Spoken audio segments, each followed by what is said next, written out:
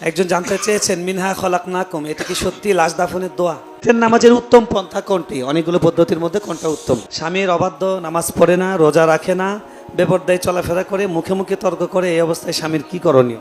পাত্রী দেখতে গেলে তো তখন পাত্রীর চেহারা হাত দেখতে হয়, কথা বলতে হয়, তাহলে তখন তো বিয়ে হওয়ার আগ পর্যন্ত উনি গায়রে মাহরাম, এক্ষেত্রে গুনাহ হবে কিনা? ছেলের এবং মেয়ের গুনাহ হবে কিনা? কিছু মেয়ের পরিবার বিয়ের সময় দেনমোহর করতে হবে, শর্ত দেয় 5 লাখ টাকা বা 2 লাখ টাকা, না হলে মেয়েকে বিয়ে দিবে না। ইসলাম কি বলে? সৌদি সরকার মহিলাদের হজ উমরার জন্য মাহরাম ছাড়াই অনুমতি প্রদান করেছে, এটা এই শরীয়ত কি বলে? ইসলামী আন্দোলন করা কি ফরজ? অনেক লোক আছে সুদ খায়, মানুষের হক মেরে খায়, ও নিজের বউকে দৌড়ে মারে, আবার মসজিদের কমিটির পদে আছে, এগুলো কি ঠিক? দেখুন, মসজিদের যারা দায়িত্ব পালন করবে, আল্লাহ তাআলা কোরআনে কারিমে তাদের 4টি বৈশিষ্ট্যের কথা বলেছেন। 4টি বৈশিষ্ট্যের মানুষরা মসজিদের দায়িত্ব পালন করবে। আল্লাহ বলেছেন, ইন্নামা ইয়ামুরু মাসাজিদাল্লাহি মান আমানা বিল্লাহ ওয়াল ইয়াউমিল আখির। আল্লাহর ঘর আবাদ করবে ওই মানুষরা যারা আল্লাহর প্রতি ঈমান আনে এবং আখিরাতের প্রতি ঈমান আনে। ও আকামাস সালাহ, এবং সালাত কায়েম করে, বেনামাজি হতে পারবে না। এবং ওয়া আতাজ যাকাহ, যাকাত আদায় করে, জাকাত আদায় করে যদি জাকাত দেওয়ার মতো থাকে।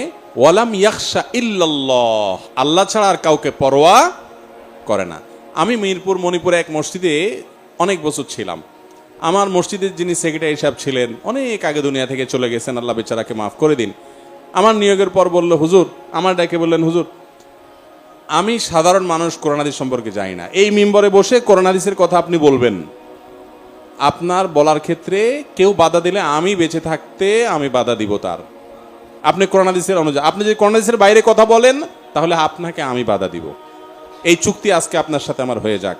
আমি কোরআন হাদিস বুঝি না, কিন্তু অন্য ওলামারা যদি বলে যে না আপনাদের হুজুর কোরআন হাদিসের বাইরে বলে, আমার যেটা স্যাটিসফ্যাকশন করতে পারে, আমি কিন্তু আপনারে বাধা দিব। কিন্তু আপনি যতক্ষণ বলবেন সত্য কথা, কেউ বাধা দিতে পারবে না। আল্লাহর বান্দা যতদিন বেঁচে ছিলেন আমি খোলা গলায় মন খুলে কথা বলেছি, আলহামদুলিল্লাহ। তো এরকম মসজিদের দায়িত্বশীল আল্লাহর রহমতে অনেকেই আছেন। আমাদের আলী হাসান তৈয়ব ভাই মসজিদ দীর্ঘদিন থেকে আছেন, নিশ্চয়ই কর্তৃপক্ষ সহযোগিতা আছে, আরো অনেক মসজিদে আছে। সব মসজিদ কর্তৃপক্ষ যে আপনার খারাপ সেটা তো ভুল। আবার এটাও ঠিক যে মসজিদের আপনার দায়িত্বশীলদের মধ্যে অনেকে আছে এই 4 যোগ্যতা নাই: আল্লাহর প্রতি ঈমান, আখিরাতের প্রতি ঈমান, 5 ওয়াক্ত সালাত আদায় করা, যাকাত দেওয়া, এবং আল্লাহ ছাড়া কাউকে আর পরোয়া না করা। মসজিদে কথা হবে আল্লাহর দিকে তাকায়, আর কারোর দিকে তাকায় না। মাশাআল্লাহ, আয়াত এখানে লেখাই আছে, যে আয়াত আমি বলছি, 4 গুণ বিশিষ্ট মানুষরা আল্লাহর ঘরের দায়িত্ব পালন করবে। আল্লাহ তাআলা আমাদের আল্লাহর ঘরের দায়িত্ব পালনকারী ভাইদেরকে এই গুণগুলো অর্জন করার তৌফিক দান করুন। আমিন। একজন জানতে চেয়েছেন মিনহা খলাকনাকুম, এটা কি সত্যি লাশ দাফনের দোয়া? লাশ দাফনের বা মুর্দাকে কবরে রাখার দোয়া কি? আমাদের দেশে প্রসিদ্ধ আছে, মিনহা খালাকনাকুম ওয়া ফিহা নুঈদুকুম ওয়া মিনহা নুখরিজুকুম তারাতান উখরা।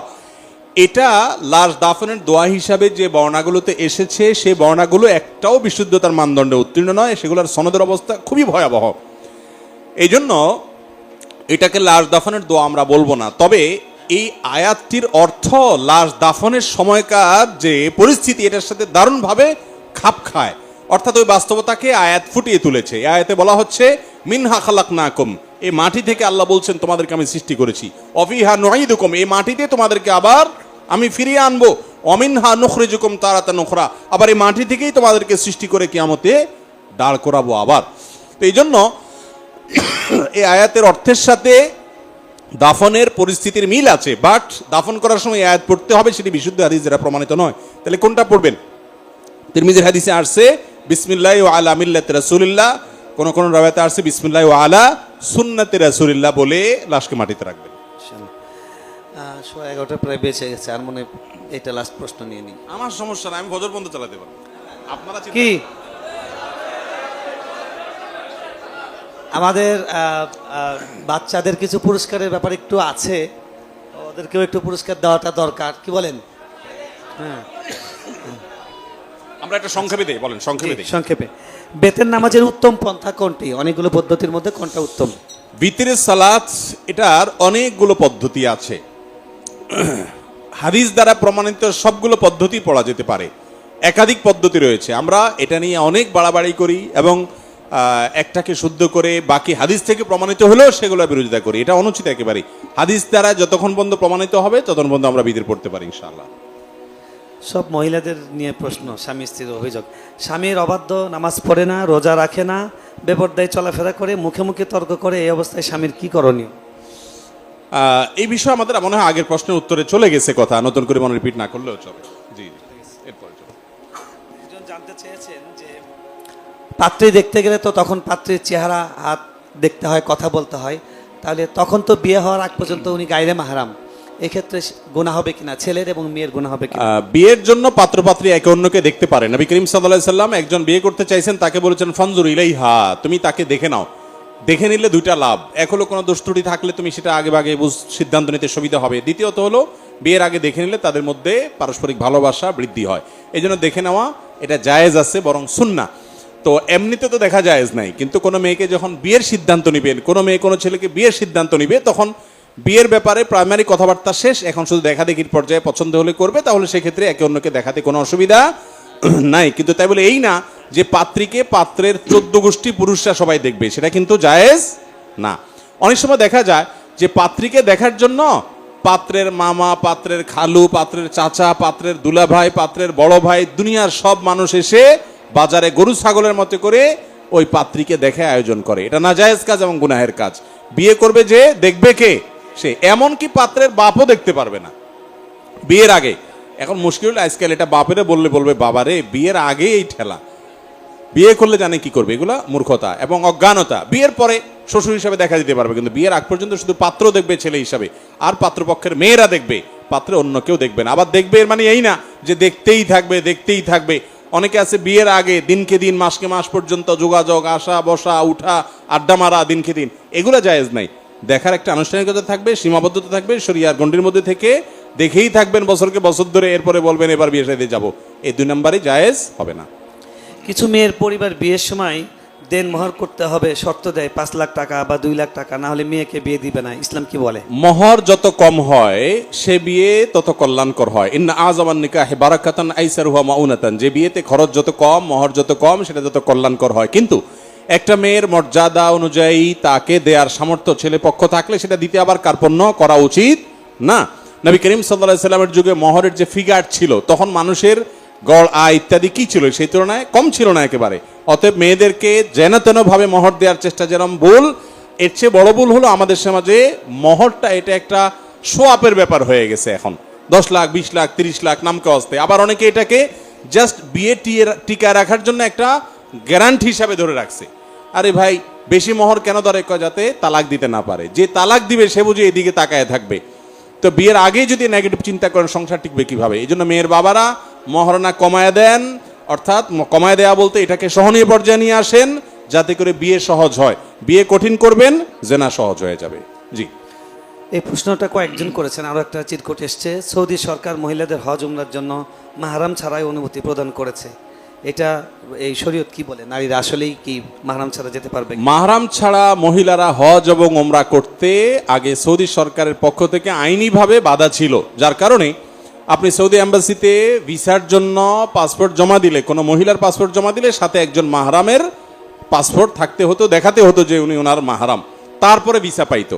এখন সৌদি সরকার এই শর্ত তুলে দিয়েছে। আমি বলি, সৌদি সরকারের যদি ফিনান্সিয়াল কোনো টার্গেট থাকে যে আমার বেশি বেশি হাজি আসলে ডলার বেশি আসবে দেশে, তাদের সে উদ্দেশ্য যদি থাকে, তারা সেই কারণে তাদের আইন পরিবর্তন করতে পারে, কিংবা তাদের কোনো কারণে দৃষ্টিভঙ্গি চেঞ্জ করতে পারে, বৈশ্বিক কোনো পলিটিক্সের কারণে তারা তাদের দৃষ্টিভঙ্গি চেঞ্জ করতে পারে। কিন্তু শরীয়তের বিধান এটা সৌদি সরকার কেন, পৃথিবীর কোনো সরকারের ডিসিশনে চেঞ্জ হবে।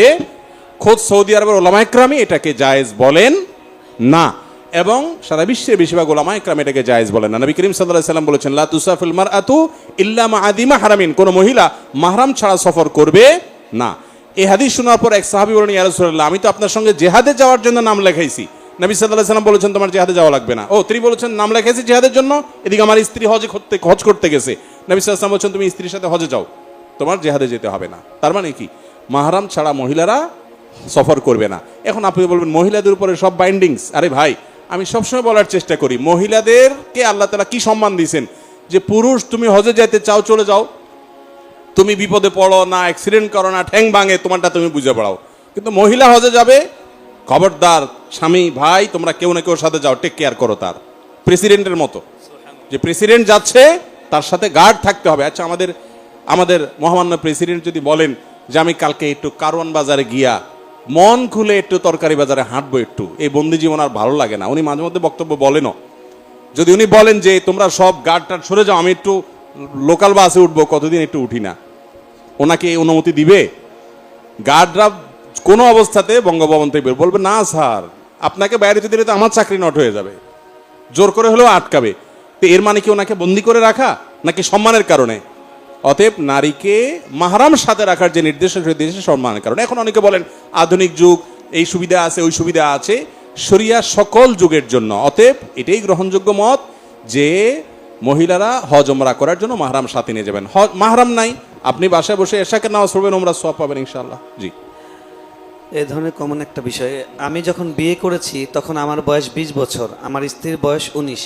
এক পর্যায়ে দুজন ঝগড়া করে রাগের মাথায় একে অপরকে একত্রে 3টি তালাক দিয়েছিলাম। পরবর্তীতে এর ভয়াবহতা জানতে পেরে আল্লাহর কাছে তওবা করেছি, এখন আমরা সুখে আছি। তালাক দিয়েছিল কিন্তু সুখে সংসার করছে, দুজন দুজনকে প্রচুর ভালোবাসি। এখন আমাদের করণীয় কি? আল্লাহ কি আমাদের মাফ করবেন? ভাই, তালাক এমন একটা জিনিস, এটা তওবা করে ফিরে আসার জিনিস না। তালাক যদি প্রত্যাহার করার মতো হয়, প্রত্যাহারযোগ্য তালাক হয়, তাহলে সেক্ষেত্রে তওবা ছাড়াই আপনি প্রত্যাহার করলেই প্রত্যাহার হয়ে যাবে। অনেক সময় দেখা যায় তালাক 3 বার না কয়েকবার দেওয়া হয়ে গেছে, 2 মাস পর পরই তালাক দেয়, 4 মাস পর পরই তালাক দেয়, এরপরে হুজুর ডাইকে আনে তওবা পড়ায়। দুনিয়ার সমস্ত হুজুর একসাথ হইয়া মক্কার হারামের ইমাম সাহেব আইসাও যদি তওবা পড়ায়, তো এই তালাক যদি একবার হয়ে যায় এবং 3 তালাক যদি হয়ে যায়, তাহলে সেক্ষেত্রে সেই বিয়েকে নতুন করে জোড়া লাগানোর সুযোগ থাকবে না। এটা খুব ভয়ঙ্কর একটা ব্যাপার ভাই। এজন্য আল্লাহর ওয়াস্তে তালাক দিতে চাইলে ঠান্ডা মাথায় চিন্তা ভাবনা করে, ওলামাদের সাথে পরামর্শ করে তারপরে সুচিন্তিতভাবে তালাকের ডিসিশন নেবেন। দেখেন, কেন হায়েজ অবস্থায় তালাক দেয়া নিষেধ? হায়েজ থেকে পাক হবে, সেই পবিত্রতার পর শারীরিক সম্পর্ক হবে না, তার আগে আগে তালাক দিতে হবে। তার মানে কি? শারীরিক চাহিদা থাকবে, এরপরও তালাক দেওয়ার ডিসিশন নিলে বুঝতে হবে এটা বুঝে শুনে তারপর সে ডিসিশন নিয়েছে। এই জন্য শরীয়ত তালাক যাতে সুচিন্তিত হয় তার জন্য অনেকগুলো পদক্ষেপ নিয়েছে। বারবার তালাক দিয়েছেন, 3 তালাক হয়ে গেছে, যতই ভালোবাসেন আর একত্রে বসবাস করতে পারবেন না। তারপরও তালাকের মাসালা এভাবে সংক্ষিপ্ত ভার্সনে প্রশ্ন উত্তরে কখনো করবেন না। এটার জন্য ফতোয়া বিভাগে যাবেন, ওলামাদের কাছে যাবেন, দীর্ঘ বিস্তারিত বিবরণ জানিয়ে তারপর উত্তর নেবেন। জি, অনেকগুলো প্রশ্ন করেছেন ইসলামী আন্দোলনে, একটা দিচ্ছি, এটাই শেষ প্রশ্ন। ইসলামী আন্দোলন করা কি ফরজ? ইসলামী আন্দোলন করা বলতে যদি বুঝান আপনি যে ইসলামের জন্য কাজ করা, কল্যাণ করা, তো এটা তো অবশ্যই করা একটা জরুরি কাজ। সাধ্য অনুযায়ী আমর বিল মারুফ নাহিল মুনকার করতে হবে কি হবে না? সৎ কাজের আদেশ অসৎ কাজের বাধা প্রদান করতে হবে না? এবং সৎ কাজের আদেশ করে মানুষকে নেকির পথে আনার জন্য সর্বাত্মক চেষ্টা থাকতে হবে এবং অন্যায় কাজ থেকে বাধা প্রদান করার মানসিকতা থাকতে হবে। এটা প্রত্যেকটা মুসলমানের জন্যই সাধ্য অনুযায়ী কখনো ফরজে আইন হয়, কখনো ফরজে কেফায়া হয়, কখনো নফল হয়, এটা অবস্থা ভেদে চেঞ্জ হয়। অতএব দ্বীনের কল্যাণ কামনা করা, দ্বীন দুনিয়াতে যাতে জিন্দা হয় সে চেষ্টা করা, এটা সাধ্য অনুপাতে অবস্থা ভেদে আল্লাহ বিধান হিসাবে আমাদের উপর আরোপিত।